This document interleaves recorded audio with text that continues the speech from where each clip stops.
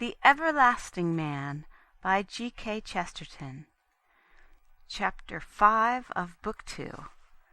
The Escape from Paganism. The modern missionary, with his palm-leaf hat and his umbrella, has become rather a figure of fun. He is chaffed among men of the world for the ease with which he can be eaten by cannibals, and the narrow bigotry which makes him regard the cannibal culture as lower than his own. Perhaps the best part of the joke is that the men of the world do not see that the joke is against themselves. It is rather ridiculous to ask a man just about to be boiled in a pot and eaten at a purely religious feast why he does not regard all religions as equally friendly and fraternal. But there is a more subtle criticism uttered against the more old-fashioned missionary, to the effect that he generalizes too broadly about the heathen and pays too little attention to the difference between Mohammed and mumbo-jumbo. There was probably truth in this complaint, especially in the past. But it is my main contention here that the exaggeration is all the other way at present. It is the temptation of the professors to treat mythologies too much as theologies, as things thoroughly thought out are seriously held. It is the temptation of the intellectuals to take much too seriously the fine shades of various schools in the rather irresponsible metaphysics of Asia. Above all, it is their temptation to miss the real truth implied in the idea of Aquinas contra Gentiles, or Athanasius contra mundum. If the missionary says, in fact, that he is exceptional in being a Christian, and that the rest of the races and religions can be collectively classified as heathen, he is perfectly right. He may say it in quite the wrong spirit, in which case he is spiritually wrong. But in the cold light of philosophy and history, he is intellectually right. He may not be right-minded, but he is right. He may not even have a right to be right, but he is right. The outer world to which he brings his creed really is something subject to certain generalizations covering all its varieties, and is not merely a variety of similar creeds. Perhaps it is, in any case, too much a temptation to pride or hypocrisy to call it heathenry. Perhaps it could be better simply to call it humanity. But there are certain broad characteristics of what we call humanity, while it remains in what we call heathenry. They are not necessarily bad characteristics. Some of them are worthy of the respect of Christendom. Some of them have been absorbed and transfigured in the substance of Christendom. But they existed before Christendom, and they still exist outside of Christendom, as certainly as the sea existed before a boat and all round a boat. And they have as strong and as universal and as unmistakable a savor as the sea.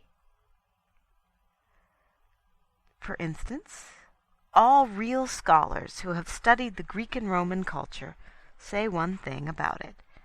They agree that in the ancient world, religion was one thing and philosophy quite another. There was very little effort to rationalize and at the same time to realize a real belief in the gods. There was very little pretense of any such real belief among the philosophers.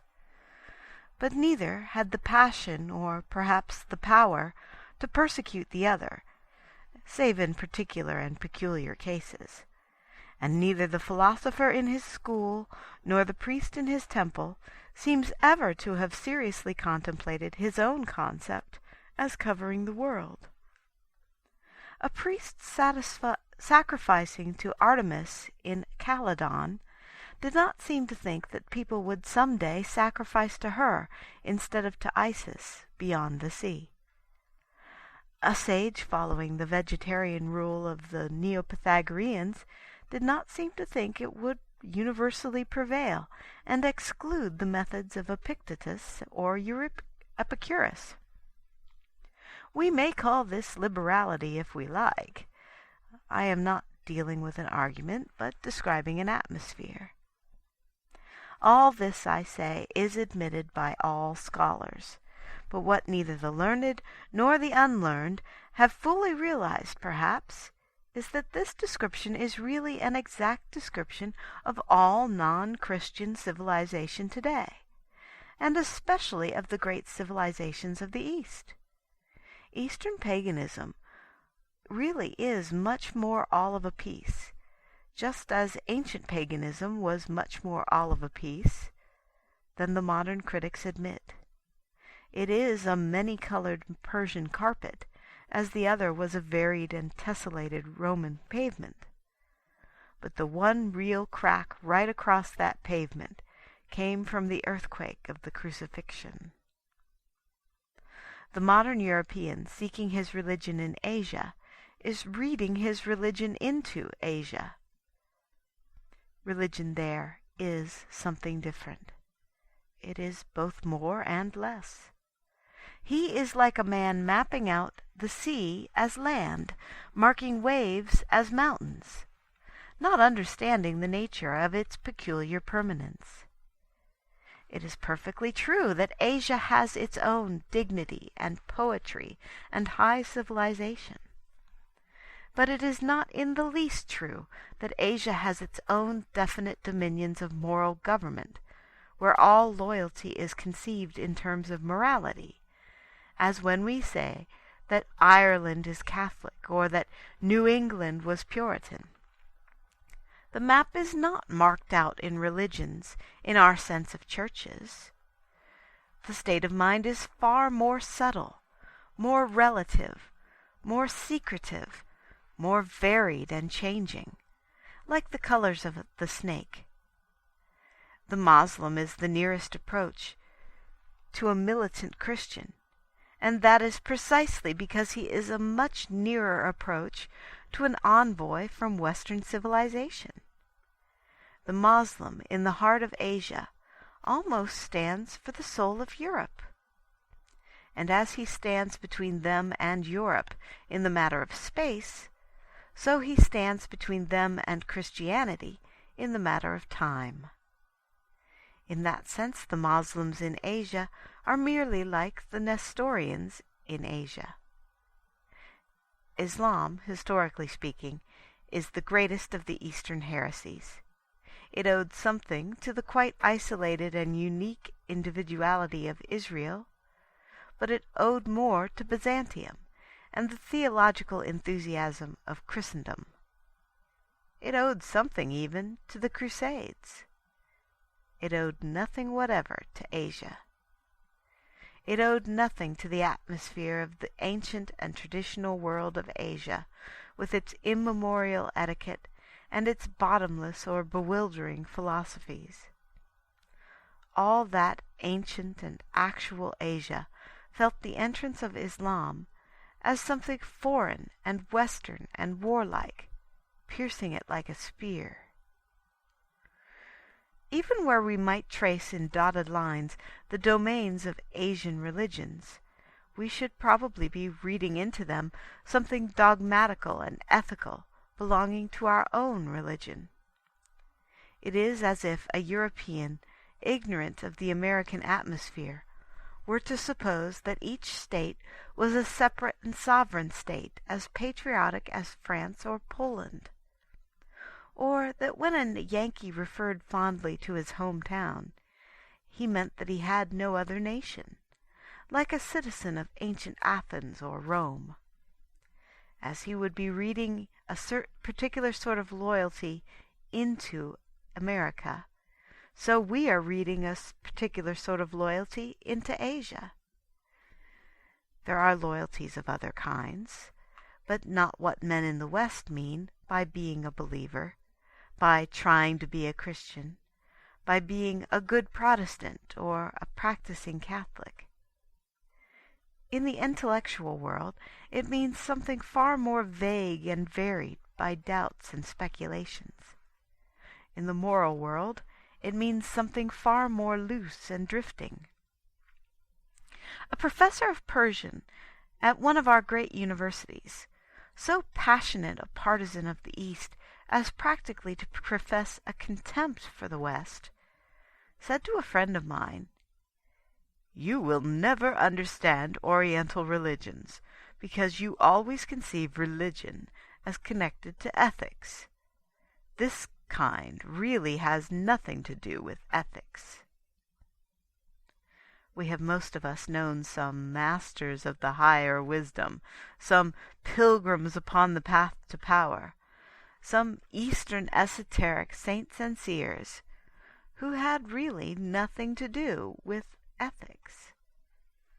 Something different, something detached and irresponsible, tinges the moral atmosphere of Asia and touches even that of Islam. It was very realistically caught in the atmosphere of Hassan, and a very horrible atmosphere too. It is even more vivid in such glimpses as we get of the genuine and ancient cults of Asia.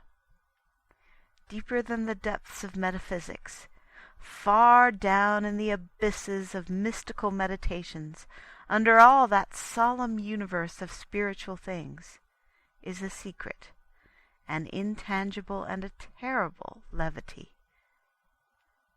It does not really very much matter what one does. Either because they do not believe in a devil, or because they do believe in a destiny, or because experience here is everything and eternal life something totally different. But for some reason they are totally different. I have read somewhere that there were 3 great friends famous in medieval Persia for their unity of mind. One became the responsible and respected vizier of the great king. The second was the poet Omar, pessimist and Epicurean, drinking wine in mockery of Muhammad. The third was the old man of the mountain, who maddened his people with hashish, that they might murder other people with daggers. It does not really much matter what one does. The Sultan in Hassan would have understood all those 3 men. Indeed, he was all those 3 men. But this sort of universalist cannot have what we call a character. It is what we call a chaos. He cannot choose, he cannot fight, he cannot repent, he cannot hope. He is not in the same sense creating something, for creation means rejection. He is not, in our religious phrase, making his soul. For our doctrine of salvation does really mean a labor like that of a man trying to make a statue beautiful, of victory with wings. For that there must be a final choice, for a man cannot make statues without rejecting stone. And there really is this ultimate unmorality behind the metaphysics of Asia. And the reason is that there has been nothing through all those unthinkable ages to bring the human mind sharply to the point, to tell it that the time has come to choose. The mind has lived too much in eternity. The soul has been too immortal, in the special sense that it ignores the idea of mortal sin. It has had too much of eternity, in the sense that it has not had enough of the hour of death and the day of judgment. It is not crucial enough, in the literal sense that it has not had enough of the cross. But that is what we mean when we say that Asia is very old. But strictly speaking, Europe is quite as old as Asia. Indeed, in a sense, any place is as old as any other place. What we mean is that Europe has not merely gone on growing older. It has been born again. Asia is all humanity, as it has worked out its human doom. Asia, in its vast territory and in its varied populations, in its heights of past achievement and its depths of dark speculation, is itself a world, and represents something of what we mean when we speak of the world. It is a cosmos rather than a continent. It is the world as man has made it, and contains many of the most wonderful things that man has made. Therefore, Asia stands as the one representative of paganism and the one rival to Christendom. But everywhere else, where we get glimpses of that mortal destiny, they suggest stages in the same story, where Asia trails away into the southern archipelagos of the savages, or where a darkness full of nameless shapes dwells in the heart of Africa, or where the last survivors of lost races linger in the cold volcano of prehistoric America. It is all the same story. Sometimes, perhaps, later chapters of the same story. It is men entangled in the forest of their own mythology. It is men drowned in the sea of their own metaphysics.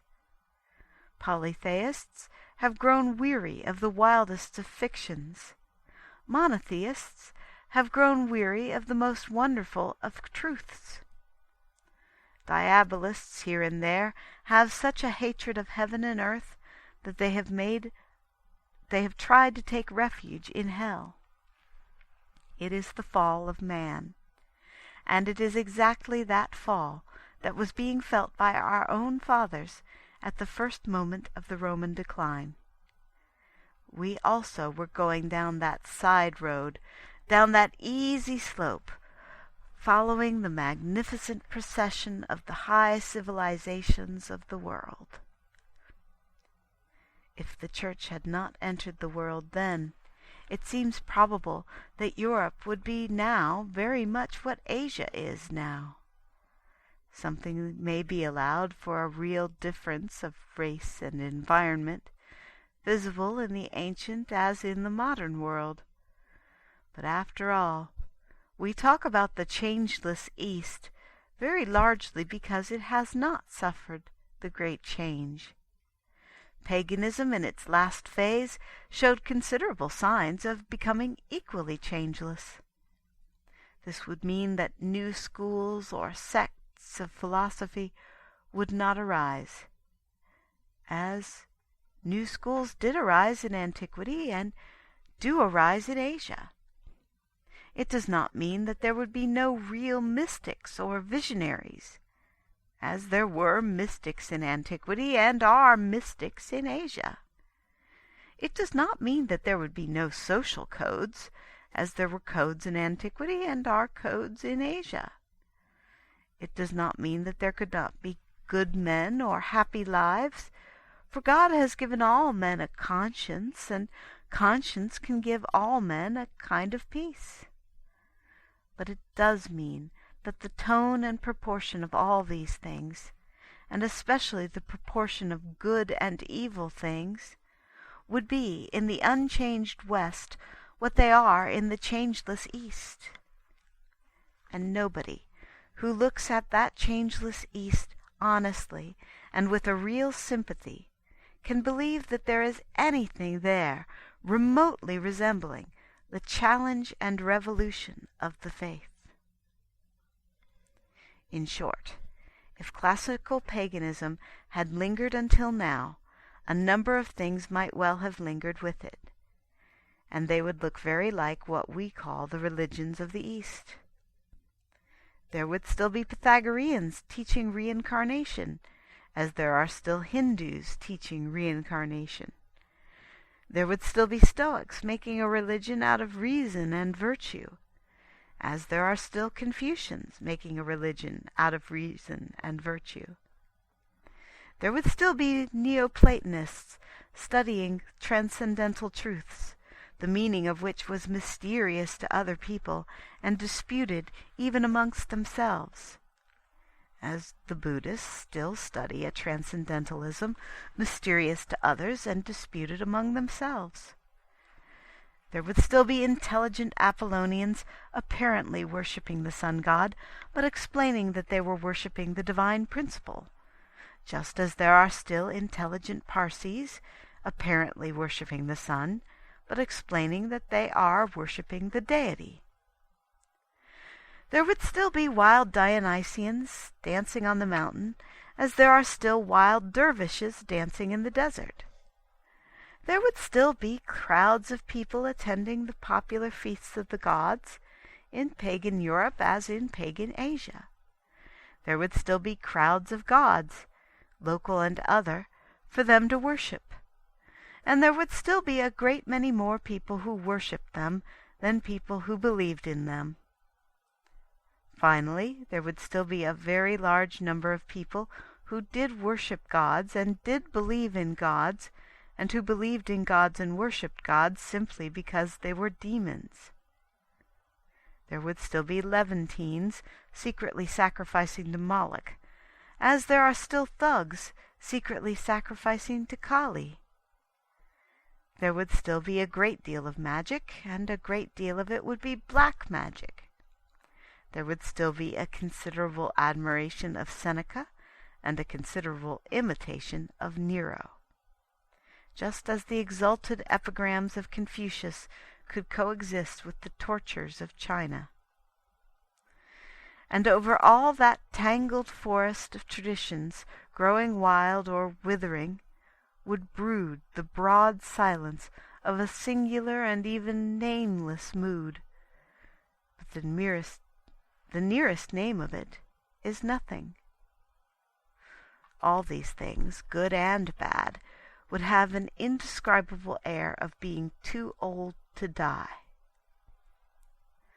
None of these things occupying Europe, in the absence of Christendom, would bear the least likeness to Christendom. Since the Pythagorean metempsychosis would still be there, we might call it the Pythagorean religion, as we talk about the Buddhist religion. As the noble maxims of Socrates would still be there, we might call it the Socratic religion, as we talk about the Confucian religion. As the popular holiday was still marked by a mythological hymn to Adonis, we might call it the religion of Adonis, as we talk about the religion of Juggernaut. As literature would still be based on the Greek mythology, we might call that mythology a religion, as we call the Hindu mythology a religion. We might say that there were so many thousands or millions of people belonging to that religion, in the sense of frequenting such temples or merely living in a land full of such temples. But if we called the last tradition of Pythagoras or the lingering legend of Adonis by the name of a religion, then we must find some other name for the Church of Christ. If anybody says that philosophic maxims presented through many ages, or mythological temples frequented by many people, are things of the same class and category as the Church, it is enough to answer, quite simply, that they are not. Nobody thinks they are the same when he sees them in the old civilization of Greece and Rome. Nobody would think they were the same if that civilization had lasted 2,000 years longer and existed at the present day. Nobody can, in reason, think they are the same in the parallel pagan civilization in the East as it is at the present day. None of these philosophies or mythologies are anything like a church, certainly nothing like a church militant. And as I have shown elsewhere, even if this rule were not already proved, the exception would prove the rule. The rule is that pre-Christian or pagan history does not produce a church militant, and the exception, or what some would call the exception, is that Islam is at least militant if it is not church. And that is precisely because Islam is the one religious rival that is not pre-Christian, and therefore not in that sense pagan. Islam was a product of Christianity, even if it was a byproduct, even if it was a bad product. It was no more surprising. It was a heresy or a parody, emulating and therefore imitating the Church. It is no more surprising that Mohammedanism had something of her fighting spirit than that Quakerism had something of her peaceful spirit. After Christianity there are any number of such emulations or extensions. Before it, there are none. The Church militant is thus unique because it is an army marching to effect a universal deliverance. The bondage from which the world is thus to be delivered is something that is very well symbolized by the state of Asia, as by the state of pagan Europe. I do not mean merely their moral or immoral state. The missionary, as a matter of fact, has much more to say for himself than the enlightened imagine, even when he says that the heathen are idolatrous and immoral. A touch or two of realistic experience about Eastern religion, even about Moslem religion, will reveal some startling insensibilities in ethics, such as the practical indifference to the line between passion and perversion. It is not prejudice, but practical experience that says that Asia is full of demons as well as gods. But the evil I mean is in the mind, and it is in the mind whenever the mind has worked for a long time alone. It is what happens when all dreaming and thinking have come to an end in an emptiness that is at once negation and necessity. It sounds like an anarchy, but it is also a slavery. It is what has been called already the wheel of Asia. All those recurrent arguments about cause and effect, or things beginning and ending in the mind, which make it impossible for the soul really to strike out and go anywhere or do anything. And the point is that it is not necessarily peculiar to Asiatics. It would have been true in the end of Europeans, if something had not happened. If the Church militant had not been a thing marching, all men would have been marking time. If the Church militant had not endured a discipline, all men would have endured a slavery. End of Part 1 of Chapter 5 of Book 2 of The Everlasting Man. The Everlasting Man by G.K. Chesterton. Book 2, Chapter 5, Part 2. What that universal yet fighting faith brought into the world was hope. Perhaps the one thing common to mythology and philosophy was that both were really sad, in the sense that they had not this hope, even if they had touches of faith or charity. We may call Buddhism a faith, though to us it seems more like a doubt. We may call the Lord of Compassion a Lord of Charity, though it seems to us a very pessimist sort of pity. But those who insist most on the antiquity and size of such cults must agree that in all their ages they have not covered all their areas with that sort of practical and pugnacious hope. In Christendom, hope has never been absent. Rather, it has been errant, extravagant, excessively fixed upon fugitive chances. Its perpetual revolution and reconstruction has at least been an evidence of people being in better spirits. Europe did very truly renew its youth like the eagles, just as the eagles of Rome rose again over the legions of Napoleon, or we have seen soaring but yesterday the silver eagle of Poland. But in the Polish case, ever revolution went always with religion. Napoleon himself sought a reconciliation with religion. Religion could never be finally separated even from the most hostile of the hopes, simply because it was the very source of the hopefulness. And the cause of this is to be found simply in the religion itself. Those who quarrel about it seldom ever consider it in itself. There is neither space nor place for such a full consideration here. But a word may be said to explain a reconciliation that always recurs and still seems to require explanation.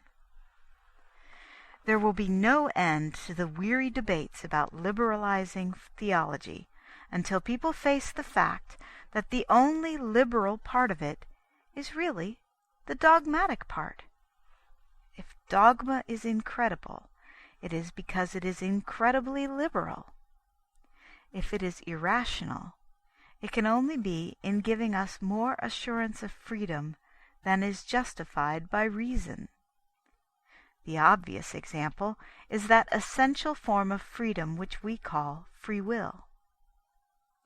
It is absurd to say that a man shows his liberality in denying his liberty, but it is tenable that he has to affirm a transcendental doctrine in order to affirm his liberty. There is a sense in which we might reasonably say that if man has a primary power of choice, he has in that fact a supernatural power of creation, as if he could raise the dead or give birth to the unbegotten. Possibly in that case a man must be a miracle, and certainly in that case he must be a miracle in order to be a man, and most certainly in order to be a free man. But it is absurd to forbid him to be a free man, and do it in the name of a more free religion. But it is true in 20 other matters. Anybody who believes at all in God must believe in the absolute supremacy of God. But in so far as that supremacy does allow of any degrees that can be called liberal or illiberal, it is self-evident that the illiberal power is the deity of the rationalists, and the liberal power is the deity of the dogmatists. Exactly in proportion as you turn monotheism into monism, you turn it into despotism. It is precisely the unknown God of the scientist, with his impenetrable purpose and his inevitable and unalterable law, that reminds us of a Prussian autocrat making rigid plans in a remote tent and moving mankind like machinery. It is precisely the God of miracles and answered prayers that reminds us of a liberal and popular prince, receiving petitions, listening to parliaments, and considering the cases of a whole people.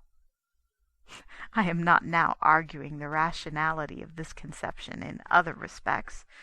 As a matter of fact, it is not, as some suppose, irrational. For there is nothing irrational in the wisest and most well-informed king acting differently according to the action of those he wishes to save. But I am here only noting the general nature of liberality, or of free or enlarged atmosphere of action. And in this respect it is certain that the king can only be what we call magnanimous, if he is what some call capricious. It is the Catholic who has the feeling that his prayers do make a difference when offered for the living and the dead, who also has the feeling of living like a free citizen in something almost like a constitutional commonwealth. It is the monist who lives under a single iron law, who must have the feeling of living like a slave under a sultan. Indeed, I believe that the original use of the word suffragium, which we now use in politics for a vote, was that employed in theology about a prayer. The dead in purgatory were said to have the suffrages of the living, and in this sense of a sort of right of petition to the supreme ruler, we may truly say that the whole of the communion of saints, as well as the whole of the church militant, is founded on universal suffrage. But above all, it is true of the most tremendous issue, of that tragedy which has created the divine comedy of our creed. Nothing short of the extreme and strong and startling doctrine of the divinity of Christ will give that particular effect that can truly stir the popular sense like a trumpet, the idea of the King himself serving in the ranks like a common soldier. By making that figure merely human, we make that story much less human. We take away the point of the story, which actually pierces humanity, the point of the story, which was quite literally the point of a spear. It does not especially humanize the universe to say that good and wise men can die for their opinions, any more than it would be any sort of uproariously popular news in an army that good soldiers may easily get killed. It is no news that King Leonidas is dead, any more than that Queen Anne is dead. And men did not wait for Christianity to be men, in the full sense of being heroes. But if we are describing, for the moment, the atmosphere of what is general and popular and even picturesque, any knowledge of human nature will tell us that no sufferings of the sons of men, or even of the servants of God, strike the same note as the notion of the master suffering instead of his servants. And this is given by the theological, and emphatically not by the scientific deity. No mysterious monarch hidden in his starry pavilion at the base of the cosmic campaign is in the least like that celestial chivalry of the captain who carries his 5 wounds in the front of the battle. What the denouncer of dogma really means is not that dogma is bad, but rather that dogma is too good to be true. That is, he means that dogma is too liberal to be likely. Dogma gives man too much freedom when it permits him to fall. Dogma gives even God too much freedom when it permits him to die. That is what the intelligent skeptics ought to say, and it is not in the least my intention to deny that there is something to be said for it. They mean that the universe is itself a universal prison, that existence itself is a limitation and a control. And it is not for nothing that they call causation a chain. In a word, they mean simply that they cannot believe these things, not in the least that they are unworthy of belief. We say lightly, but very literally, that the truth has made us free. They say that it makes us so free that it cannot be the truth. To them it is like believing in fairyland to believe in such freedom as we enjoy. It is like believing in men with wings to entertain the fancy of men with wills. It is like accepting a fable about a squirrel in conversation with a mountain, to believe in a man who is free to ask, or a God who is free to answer.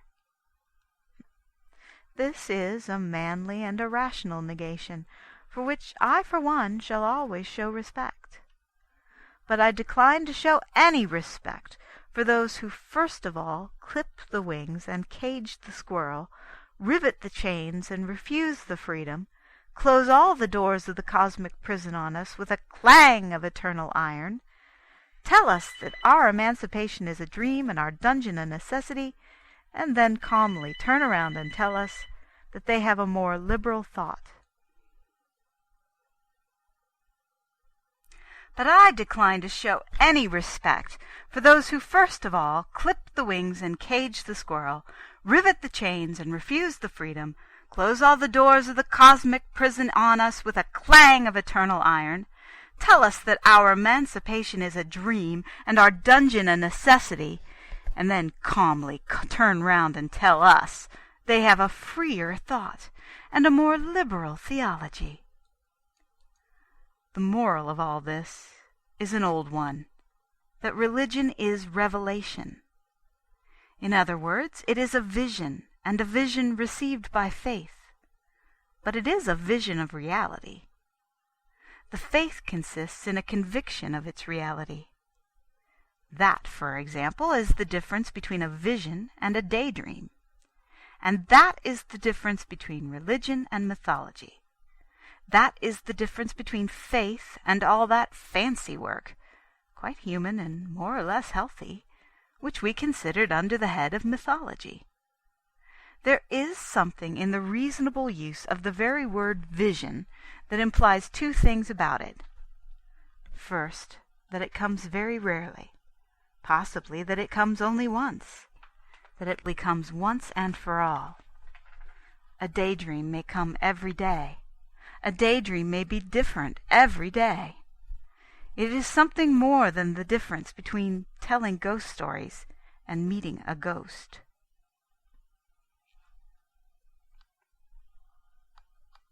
But if it is not a mythology, neither is it a philosophy. It is not a philosophy because, being a vision, it is not a pattern, but a picture. It is not one of those simplifications which resolve everything into an abstract explanation, as that everything is recurrent, or everything is relative, or everything is inevitable, or everything is elusive. It is not a process, but a story. It has proportions of the sort seen in a picture or story. It has not the regular repetitions of a pattern or a process, but it replaces them by being convincing as a picture or a story is convincing. In other words, it is exactly, as the phrase goes, like life. For indeed it is life. An example of what is meant here might well be found in the treatment of the problem of evil. It is easy enough to make a plan of life of which the background is black, as the pessimists do, and then admit a speck or two of stardust more or less accidental, or at least in the literal sense insignificant. And it is easy enough to make another plan on white paper, as the Christian Scientists do, and explain away somehow such dots or smudges as may be difficult to deny. Lastly, it is easiest of all, perhaps, to say, as the dualists do, that life is like a chessboard in which the two are equal, and can as truly be said to consist of white squares as of black. Of white squares on a black board, or of black squares on a white board. But every man feels in his heart that none of these 3 paper plans is like life, that none of these worlds is one in which he can live. Something even tells him that the ultimate idea of a world is not bad or even neutral. Staring at the sky or the grass or the truths of mathematics or even a new-laid egg, he has the vague feeling, like the shadow of that saying of the great Christian philosopher St. Thomas Aquinas, "Every existence as such is good." On the other hand, something tells him that it is unmanly and debased and even diseased to minimize evil to a dot or even a blot. He realizes that optimism is morbid. It is, if possible, even more morbid than pessimism.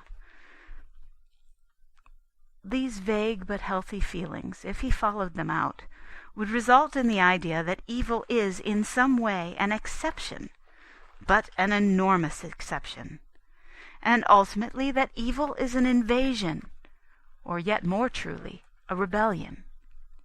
He does not think that everything is right, or that everything is wrong, or that everything is equally right and wrong. But he does think that right has a right to be right, and therefore a right to be there. And wrong has no right to be wrong, and therefore no right to be there.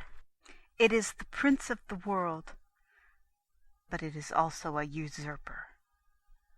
So he will apprehend vaguely what the vision will give to him vividly, no less than all that strange story of treason in heaven and the great desertion by which evil damaged and tried to destroy a cosmos that it could not create.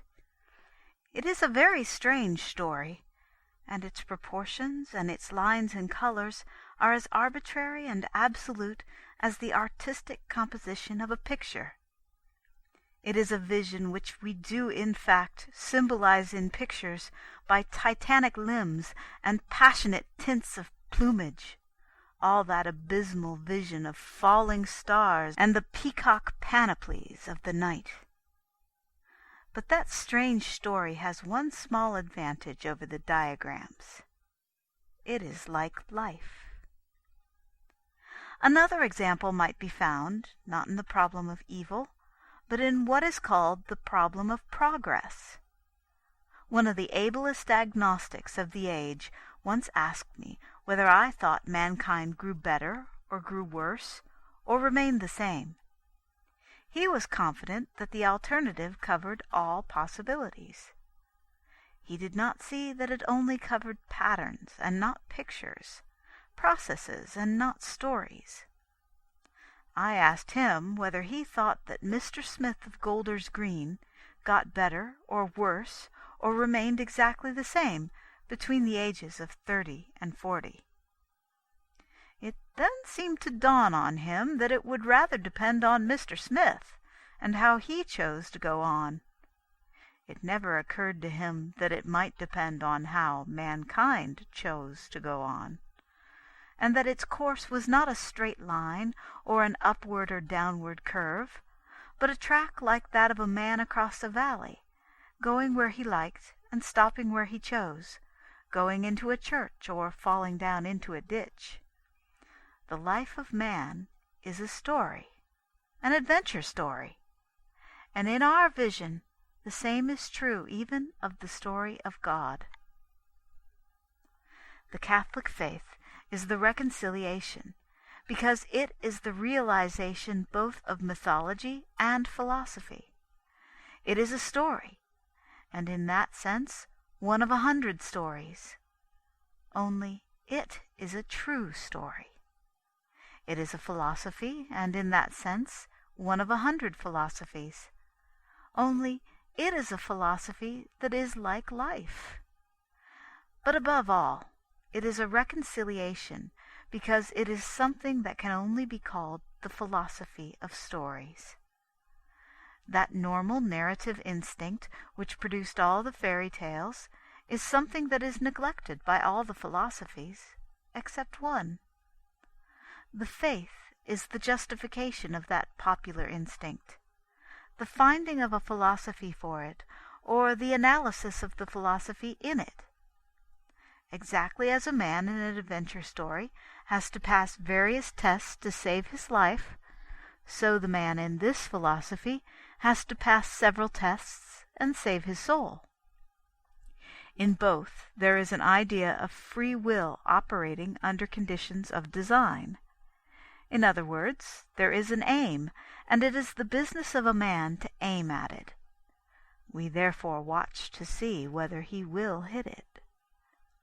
Now, this deep and democratic and dramatic instinct is derided and dismissed in all the other philosophies. For all the other philosophies avowedly end where they begin, and it is the definition of a story that it ends differently, that it begins in one place and ends in another. From Buddha and his wheel to Akhenaten and his disc, from Pythagoras with his abstraction of number to Confucius with his religion of routine, there is not one of them that does not in some way sin against the soul of a story. There is none of them that really grasps this human notion of the tale, the test, the adventure, the ordeal of the free man.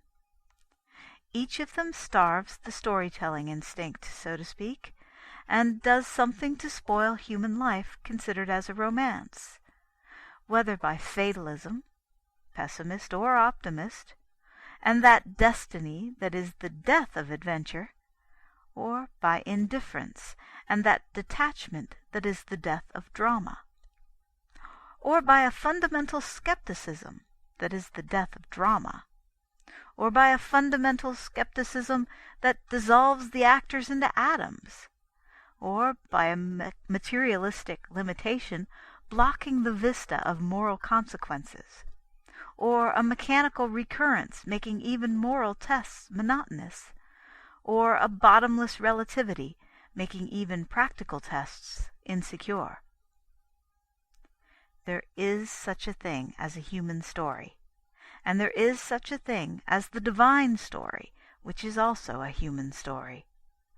But there is no such thing as a Hegelian story, or a monist story, or a relativist story, or a determinist story. For every story, yes, even a penny dreadful or a cheap novelette, has something in it that belongs to our universe and not theirs. Every short story does truly begin with creation and end with a last judgment. And that is the reason why the myths and the philosophers were at war until Christ came. That is why the Athenian democracy killed Socrates out of respect for the gods, and why every strolling sophist gave himself the airs of a Socrates whenever he could talk in a superior fashion of the gods, and why the heretic Pharaoh wrecked his huge idols and temples for an abstraction, and why the priests could return in triumph and trample his dynasty underfoot, and why Buddhism had to divide itself from Brahmanism, and why in every age and country outside Christendom there has been a feud forever between the philosopher and the priest.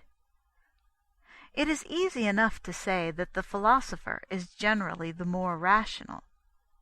It is easier still to forget that the priest is always the more popular. For the priest told the people stories, and the philosopher did not understand the philosophy of stories. It came into the world with the story of Christ.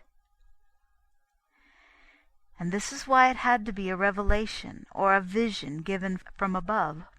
Anyone who will think of the theory of stories or pictures will easily see the point. The true story of the world must be told by somebody to somebody else.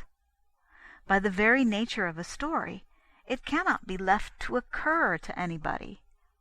A story has proportions, variations, surprises, particular dispositions, which cannot be worked out by rule in the abstract, like a sum. We could not deduce whether or not Achilles would give back the body of Hector from a Pythagorean theory of number or recurrence.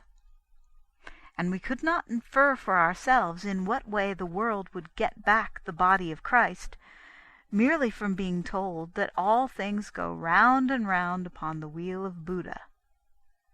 A man might perhaps work out a proposition of Euclid without having heard of Euclid, but he would not work out the precise legend of Eurydice without having heard of Eurydice.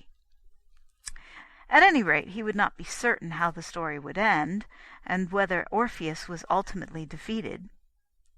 Still less could he guess the end of our story, or the legend of our Orpheus rising, not defeated, from the dead.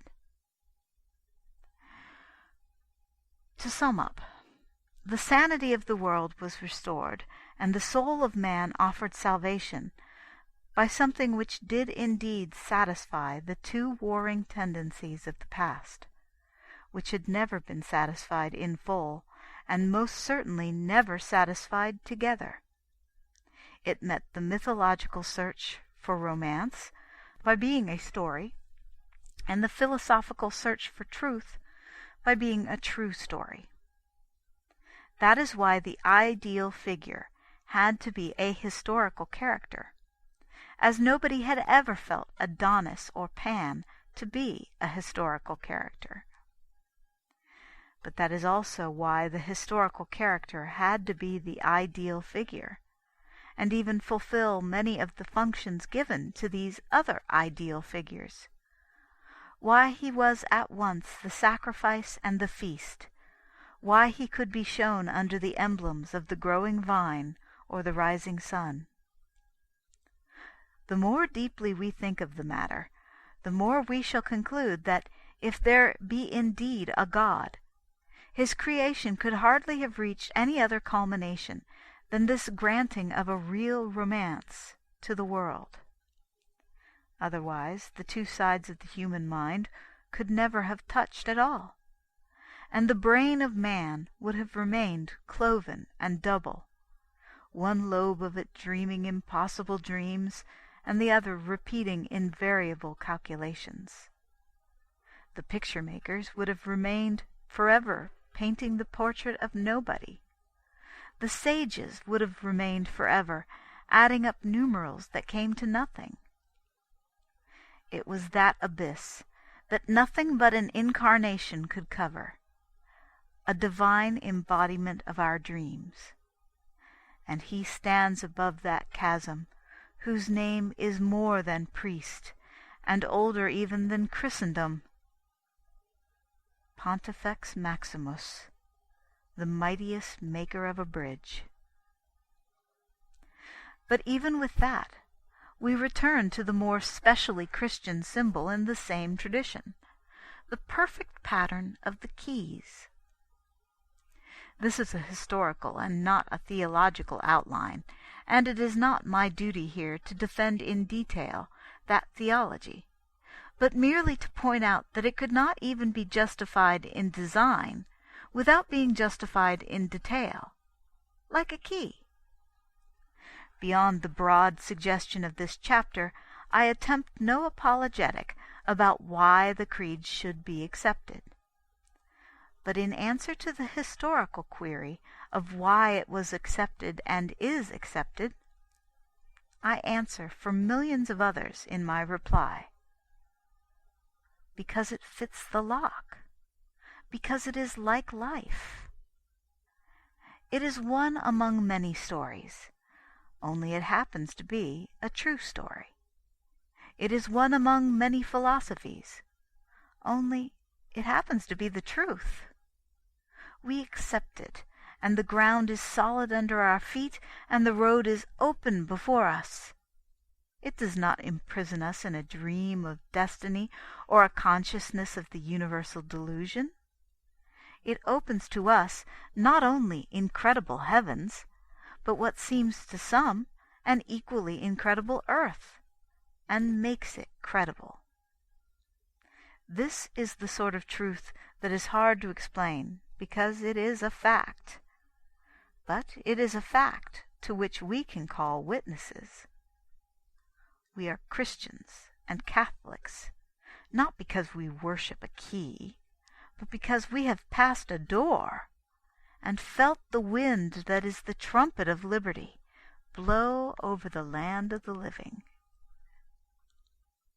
End of Book 2, Chapter 5.